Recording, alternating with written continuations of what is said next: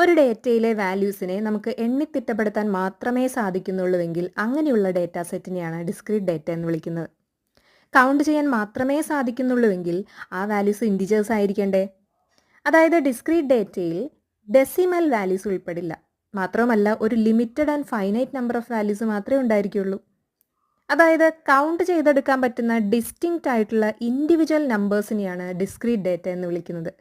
അതുകൊണ്ട് തന്നെ ഡിസ്ക്രീറ്റ് ഡേറ്റയെ ബ്രേക്ക് ചെയ്ത് സ്മോളർ പാർട്സ് ആക്കി മാറ്റാൻ സാധിക്കില്ല. അതായത് സബ് ഡിവൈഡ് ചെയ്ത് ഫ്രാക്ഷൻസ് ആക്കി മാറ്റാൻ സാധിക്കില്ലെന്ന് സാരം. അതുപോലെ തന്നെ മെഷർ ചെയ്തെടുക്കുന്ന ഡേറ്റ ഒരിക്കലും ഡിസ്ക്രീറ്റ് ഡേറ്റ അല്ല. കാരണം എന്താണ്? മെഷർമെൻറ്റ്സിൽ ഡെസിമൽസും ഫ്രാക്ഷൻസും ഒക്കെ അലൗഡാണ്. Number of students in a class, number of players required for a team, ഇതെല്ലാം ഡിസ്ക്രീറ്റ് ഡേറ്റയ്ക്ക് എക്സാമ്പിൾസ് ആണ്. ഏജ് ഒരു ഡിസ്ക്രീറ്റ് ഡേറ്റയാണോ? ഒന്ന് ആലോചിച്ച് നോക്കൂ. ഉത്തരം നമുക്ക് വേറൊരു വീഡിയോയിലൂടെ കാണാം.